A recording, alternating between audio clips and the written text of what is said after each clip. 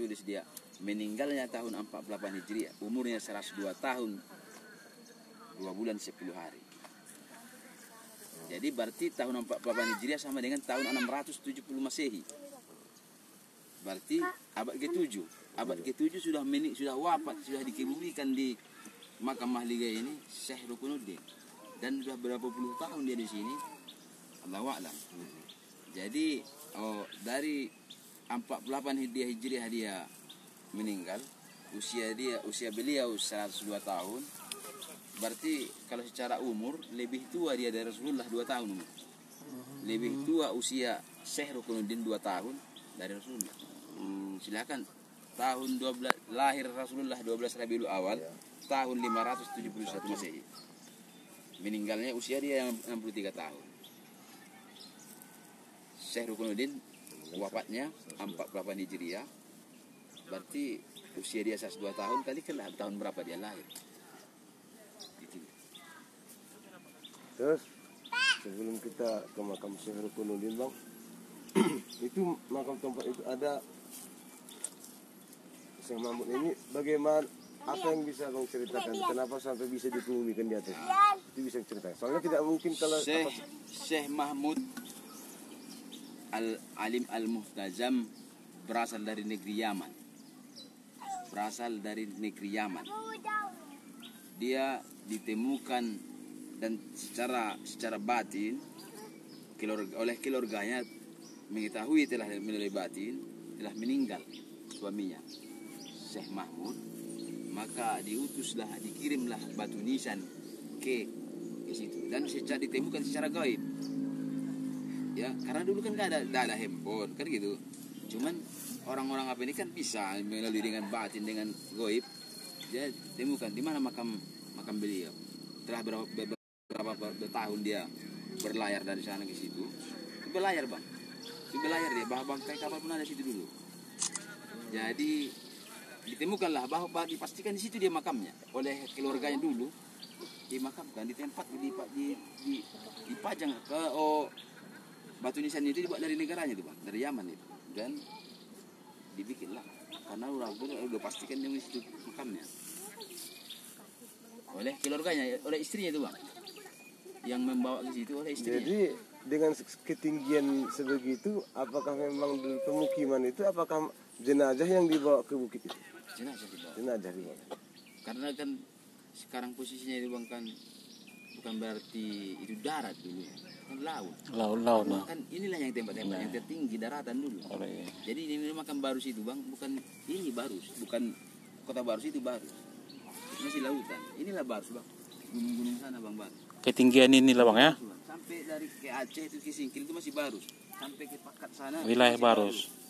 Jadi orang Arab bilang nama kampung ini Pansuri. Inilah Pansuri itu bang. Orang Mesir bilang Ofir.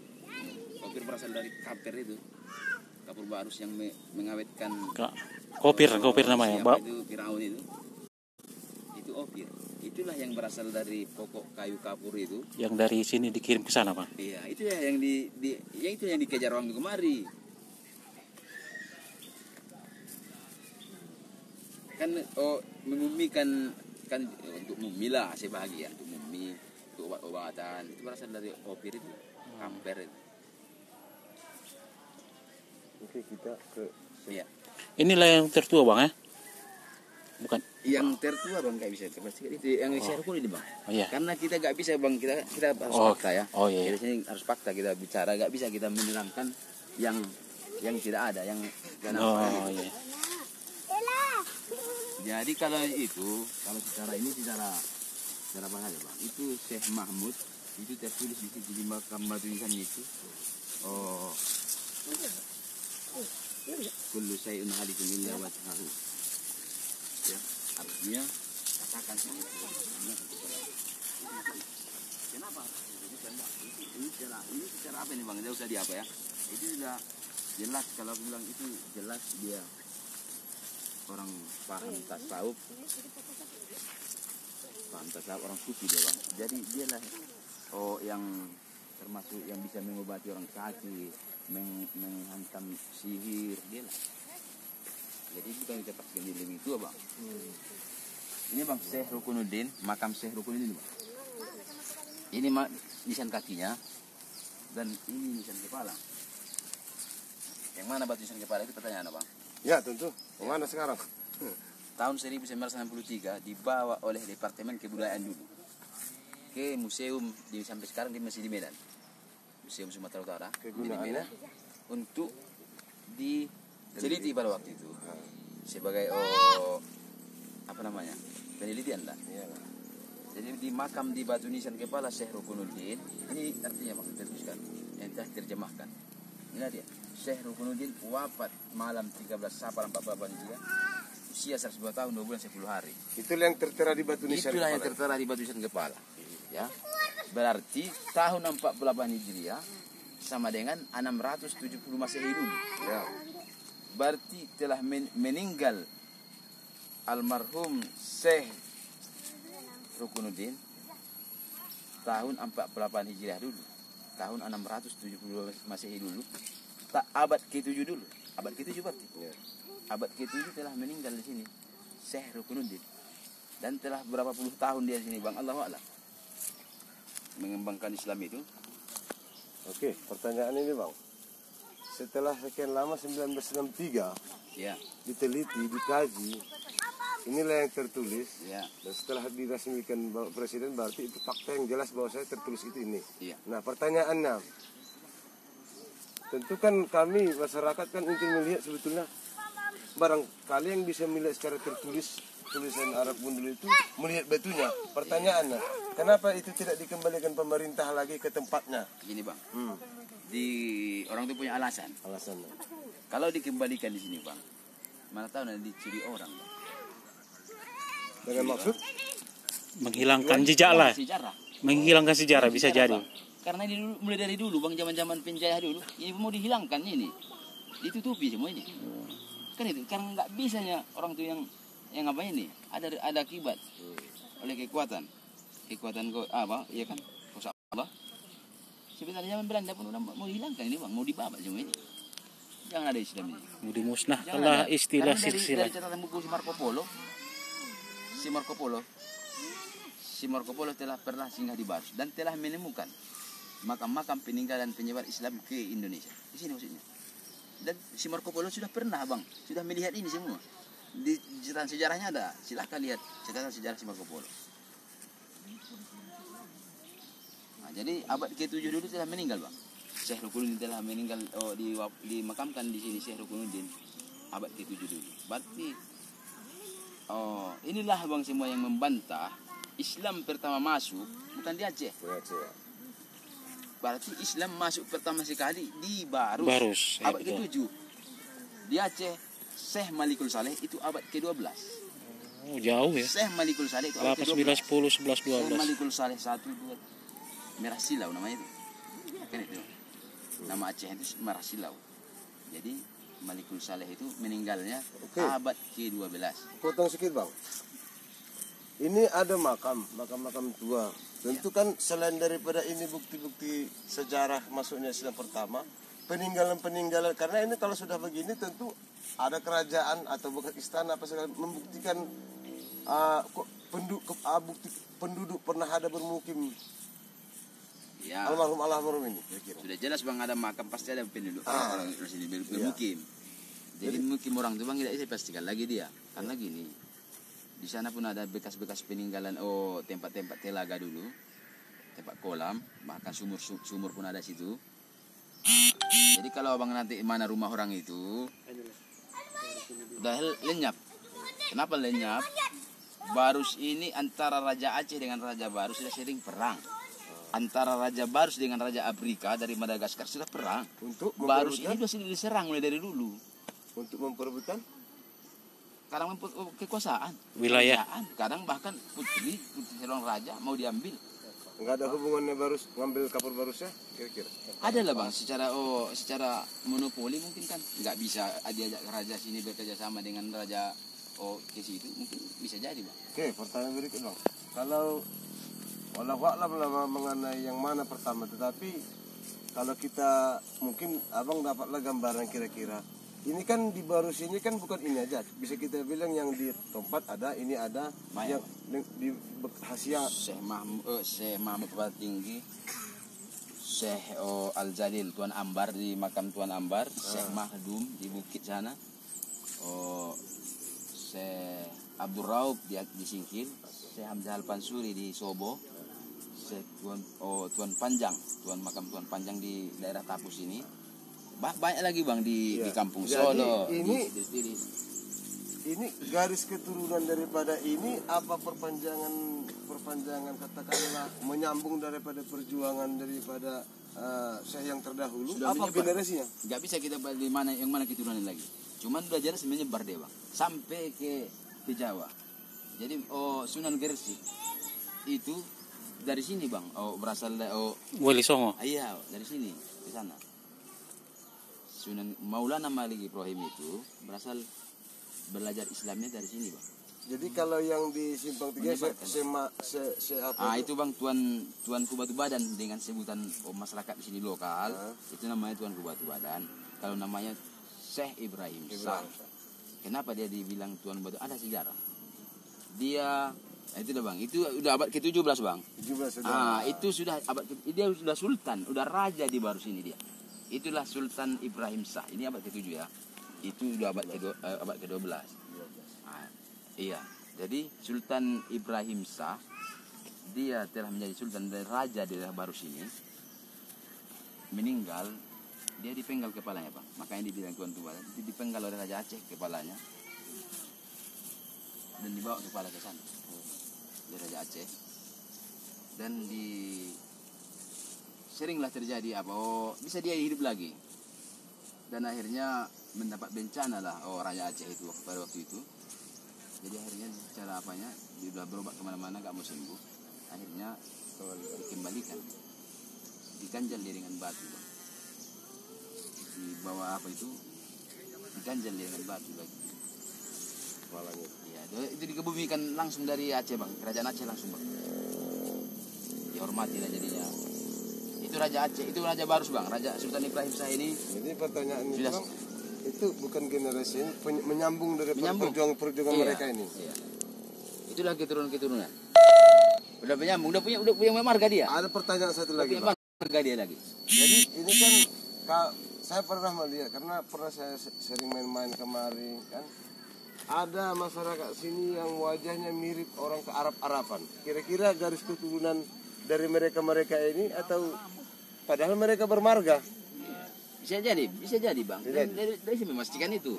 Kayak aku lah bang. Aku orang baru sini aku kan. Tapi kalau orang bilang aku kayak mirip Cina, padahal tahu ada keturunan Cina kan itu. Oke, yang Nenek moyang Bang, bukan ada Cina. kan kita lihat memang ada wajah ini mirip ke Arab-Araban. Ya ada Portugis. Apakah abang tahu kita ada garis rombo mereka itu ke ini Sebentar. ini? Nggak bisa dipastikan itu. Nggak bisa. Menceritakan sejarahnya Ada dia. sekarang ada kan. Kalau mau apa lebih bicara tes DNA. Secara apapun bisa silahkanlah tanya. Silahkan berterekot. Silahkan bisa kita tahu dia. Mana tahu siapa abang dia tahu. keturunan siapa Iya. nenek sampai ke atas bisa. Sanadnya jelas Iya. ke atas. Apakah ada hubungan dengan Syekh yang di ulama yang di tanah Jawa sana kayak Ustadz Habib Lutfi itu bisa. Kalau Kalau saya dia, penasaran juga ini mirip orang Arab nih. Barangkali tak ada garis keturunan di sini kan. tapi tidak bisa pastikan bang. Ya. Jadi kita sini bang yang fakta saja yang bang kita jelaskan. Kayak gini lah kan. Itu kita yang menjelaskan yang fakta. Ya, oke. Jadi kalau abang tanya nanti ini makam siapa? Tadi. Ini jelasnya ini penyebar makam Islam. Ya. Penyebar Islam. Kenapa? Siapa namanya? Mana bisa gue jelaskan? Tapi yang jelas ini pengikut Kan itu. Walaupun aku tahu siapa namanya, Hmm.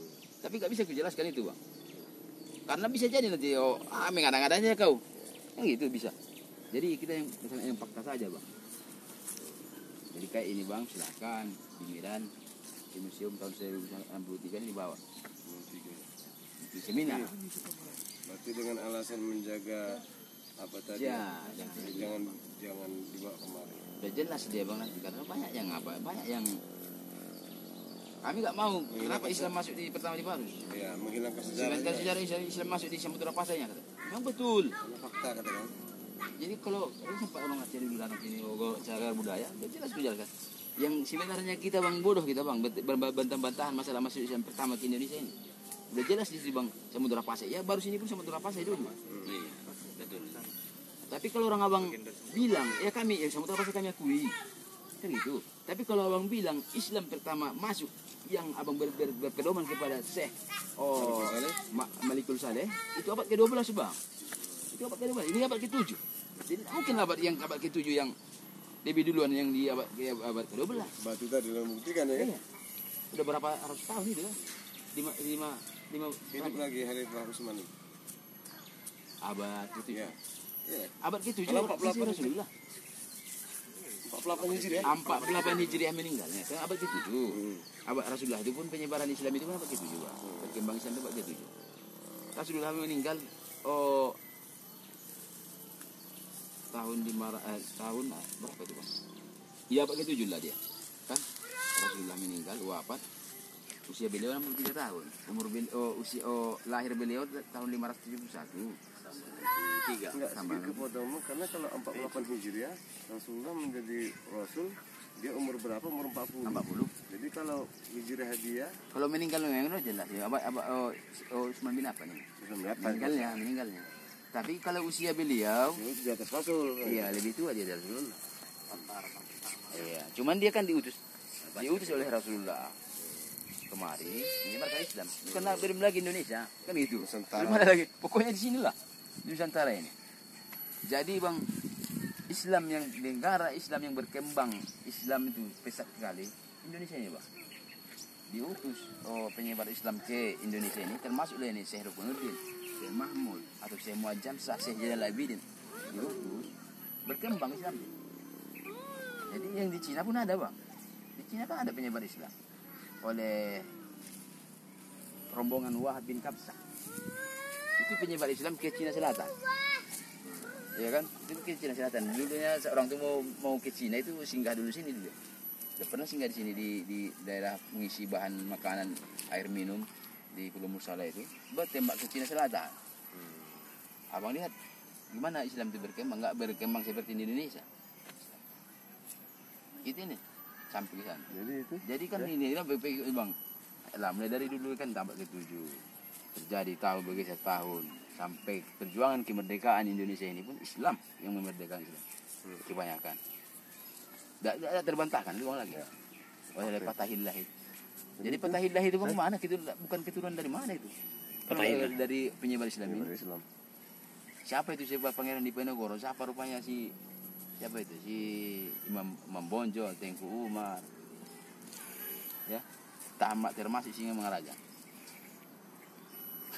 Jadi teringatnya bang, yang di Natal masih murid yang dari sini bang ya? Ada katanya makam apa tua di Natal? Iya jelas bang. Yang paling sebenarnya yang tertua bang cuma ini baru sini bang. Iya. Jadi bukan yang di mana-mana lagi. Satu lagi tuh Pak yang sana Pak. Jadi abad bahkan ulama syekh-syekh yang lahir di baru sini banyak bang. Syekh Hamzah Al-Fansuri itu lahir di baru.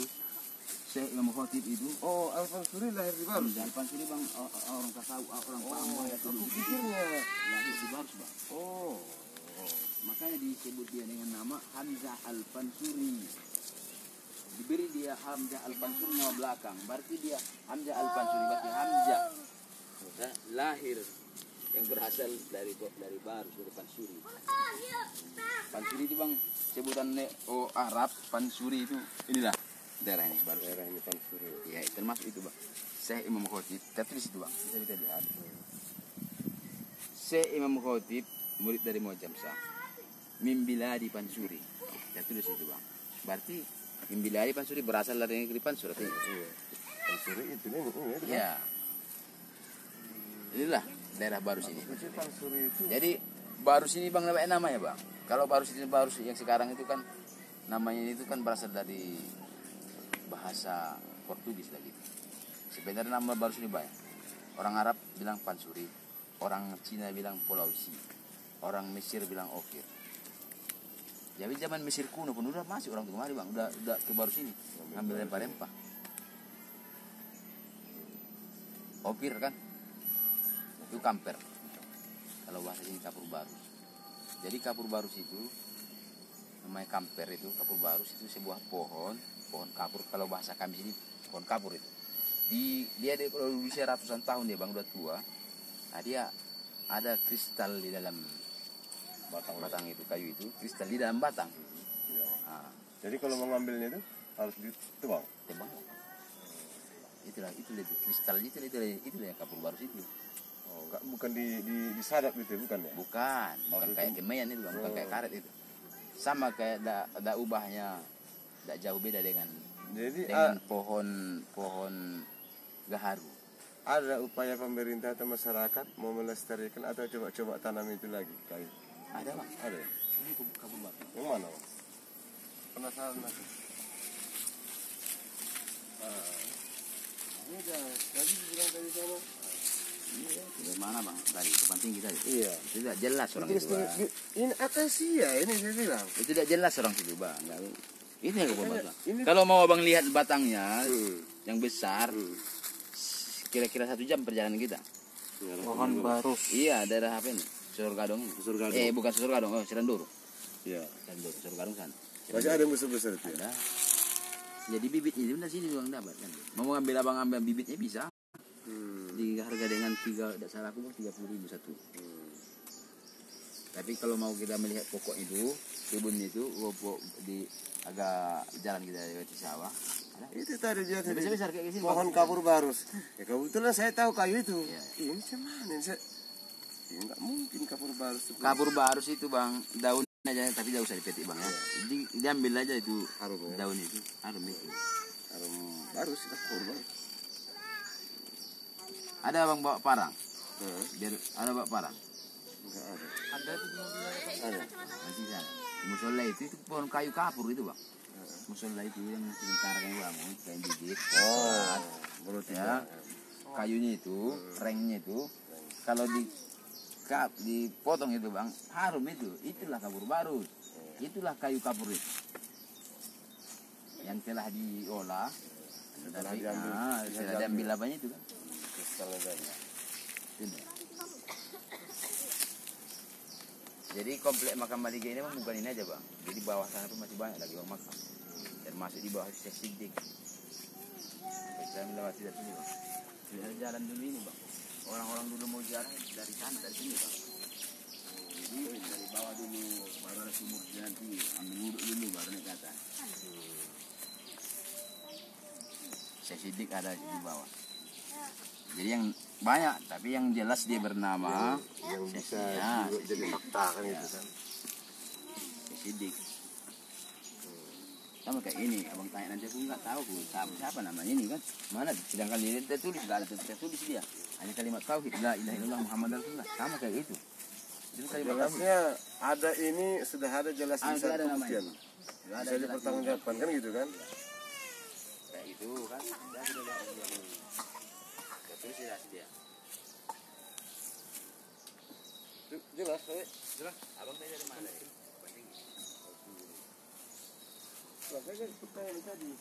Syekh Mahmud itu tertulis bang. Kalau orang abang baca- Berapa hijriah itu? Kalau saya mau ini 48. Iya, tapi yang 48 Hijriah. Sana nggak ada apanya. Memang tidak jelas dia, Bang. Tapi orang-orang ahli sejarah memang menyatakan itu 44 Hijriah. Tapi aku tidak bisa pastikan. Karena yang jelas bisa aku baca cuman itu, Bang. Kullu Syekh Mahmud, kullu syai'un halikum illa wajhahu. Itu yang tertulis itu. Ya, bapak Hijriahnya aku enggak belum ya. Tapi kalau ini jelas dia 44 Hijriah. Tahun Hamim. Amin. Jadi sana. Jadi yang jelas dia kullu syai'un halikum illa wajhahu. Itu artinya yang pasti katakan. Setiap sesuatu pasti binasa. Itu paham wahdat apa itu tarikot. Diartikan bagaimanapun dibikin Kenapa tanggalnya di situ. nggak dibikin saja la ilaha illallah Muhammad Rasulullah? Kenapa nggak dibikin ayat-ayat yang lain? Kenapa mesti kudu saya alhamdulillah wajah? Ada pengertiannya, ada itu apa ini. Jadi tidak sembarangan itu ditempatkan makna itu apa itu ayat itu apa ada tuh Maknanya bilang ya. Ya, itu apa bang? Kubur itu. kasih itu. Ini nisan kepala itu kaki. Lu miring dia satu ya? Itu bang. Astagfirullah. Panjang. Ini nisan kepala dan kaki. Jadi jangan kita terfokus kita bang. Jadi aku bilang makam itu seberapa panjang pendeknya makam itu sudah segitu pasti orangnya. Oh, Nah, enggak ya. jelas kita kan Islam. Islam itu ada makam, tanda makam dibikin batu. Kadang batu satu aja ya. Iya. Kepala aja. Kadang dibikin, tapi bukan berarti segini pendeknya tuh segitu apa ya. Oh, jadi nggak patokan tuh Pak? Tidak patokan itu bang, panjang pendek itu. Karena Rasulullah saja tak sampai 9 meter apa itu Panjang, tingginya. sama kayak itu bang, yang pertama masuk kita itu makam itu Syekh.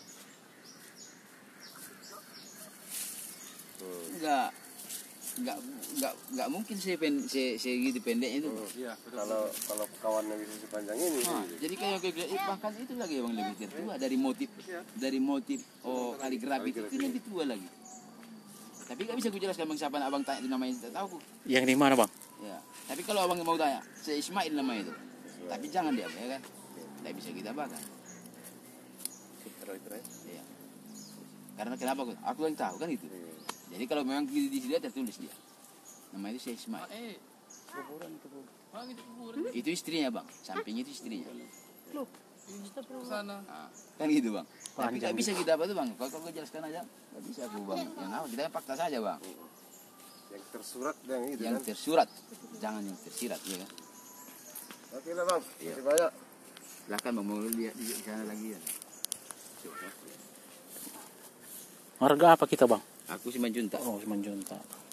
Saya 4.000. Iya. Wes. Ayo.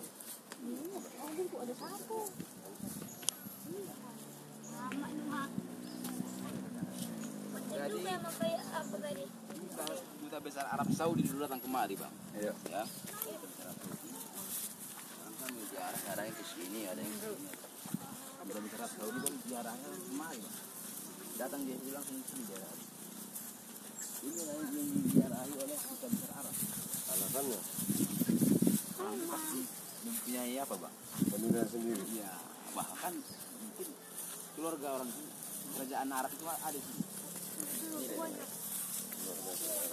Jadi kenapa Raja Salman datang ke Indonesia? Setelah datang duta besar Arab Saudi kemari, Bang. Setelah datangnya duta besar Arab Saudi kemari, beberapa bulan kemudian datanglah Raja Salman ke Indonesia, kan di Jakarta, ya. presiden. Tidak berapa lama setelah itu datanglah Jokowi ke baru sini. Kenapa ada Jokowi datang ke Barus? Raja Salman bertanya di mana Barus? Karena petunjuk dari kerajaan Arab. Iya, tidak mungkin Raja Salman datang kemari karena fasilitas nggak ada. Kalau bisa seandainya sini tempat kayak di Bali itu.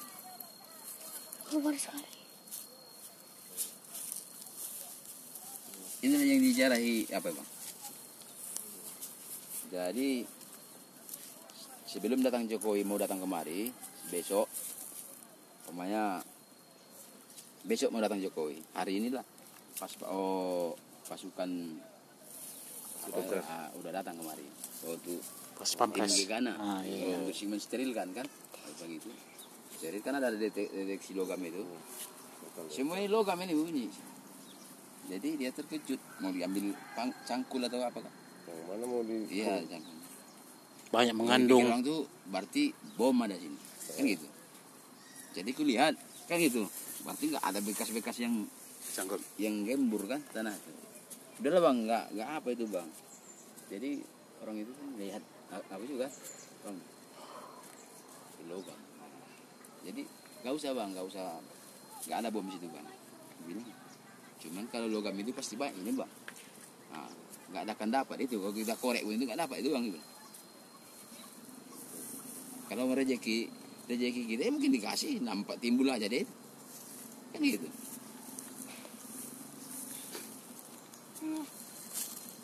Ayo lah. Ayo. Jelas.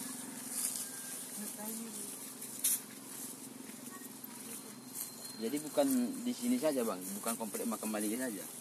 Syekh Mahmud Papan Tinggi, Tuan Ambar banyak bang, sampai ke Aceh sana bang, sampai ke Tapus pun ada tuh bang. Tuan panjang. Tapus daerah mana ini bang? Mandu amat. Mandua mas. Oh.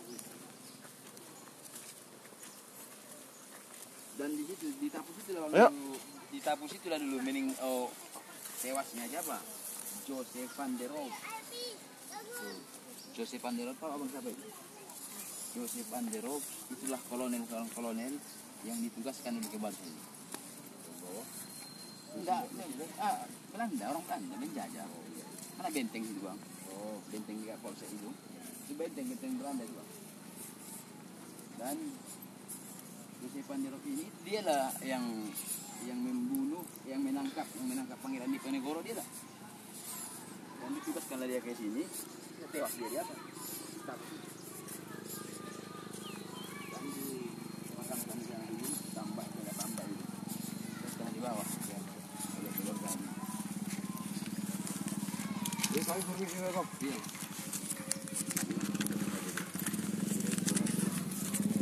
Iya bang ya. Nah, mungkin dia mesti jadi panjang ya bang. Iya. Pasti dia panjang dari sini. Sampai sini ke kakinya. Iya. Oh, kasih bang. Nah, ini istrinya nih bang. Kami istrinya.